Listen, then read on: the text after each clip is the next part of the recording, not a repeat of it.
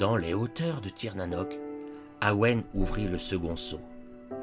Sortant des brumes, un cheval roux dévoila un nouveau cavalier. Il reçut le pouvoir de bannir la paix de la terre et de faire que les hommes se tuassent les uns les autres. On lui confia une grande épée d'or et sertie d'une pierre de jade, et il repartit au grand galop dans un nuage de poussière ocre.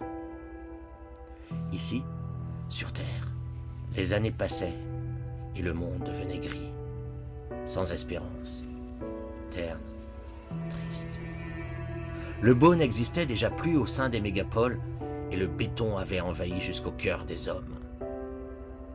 Sur les terres britanniques, les 2 tours grises s'élevaient sombres et massives devant les montagnes noires.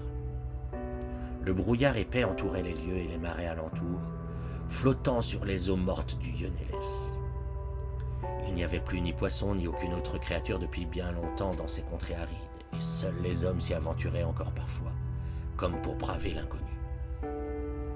Le Yonelles, c'est ce pays de légende où se trouve le Youdik, l'une des portes de l'enfer. Anatole Lebras disait de ce recoin qu'il semblait être en été, une steppe sans limite aux nuances aussi changeantes que celles de la mer. On y marche sur un terrain élastique tressé d'herbes, de bruyères, de joncs. À mesure qu'on avance, le terrain se fait de moins en moins solide sous les pieds. Et bientôt on enfonce dans l'eau jusqu'à mi-jambe et lorsqu'on arrive au cœur du Yonelles, on se trouve devant une plaque verdâtre d'un abord dangereux, de mine traîtresse, dont les gens du pays prétendent qu'on n'a jamais pu sonder la profondeur. C'est la porte des ténèbres, le vestibule sinistre de l'inconnu, le trou béant par lequel on précipite les conjurés. Cette flaque est appelée le Youdik, la petite bouillie. Parfois son eau se met à bouillir et malheur à qui s'y pencherait à cet instant. Il serait saisi, entraîné, englouti par les puissances invisibles. Autour des marécages s'élevaient comme d'imprenables remparts les monts noirs de l'arrêt. Là, sur les monticules, sortaient de terre les roches comme autant de griffes de granit prêtes à fondre sur l'inconscient. Là, à la tombée de la nuit, crissaient les roues du chariot de la mort. Si la lune se levait, c'était pour dévoiler l'ombre funeste de l'Ankou, la faux à la main. Et parfois, les feux des âmes trépassées se laissaient entrevoir comme autant d'âmes mères alertant l'imprudent qui s'y serait aventuré. Ce soir-là, si un promeneur était passé, il aurait distingué une forme assise, prostrée, près de l'un de ces abris formés par le chaos lithique. Il aurait perçu la silhouette d'un homme, un chapeau large guide effiloché enfoncé sur le crâne, et un cheval squelettique attelé hennissait dans un râle.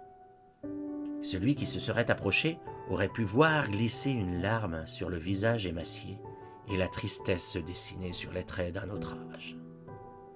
Il n'en pouvait plus. Il était à bout. Il pleurait. À froides larmes. Cela faisait longtemps, si longtemps qu'il errait sans but.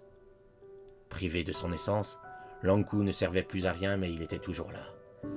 Et si on lui avait demandé depuis combien de temps, il aurait été incapable de répondre. Il était là, juste là. Non que la mort avait disparu de la surface de la terre, non que les larmes étaient du passé, mais l'homme n'avait plus besoin de l'Ankou. Il savait se débrouiller seul, pour mourir, pas pour vivre.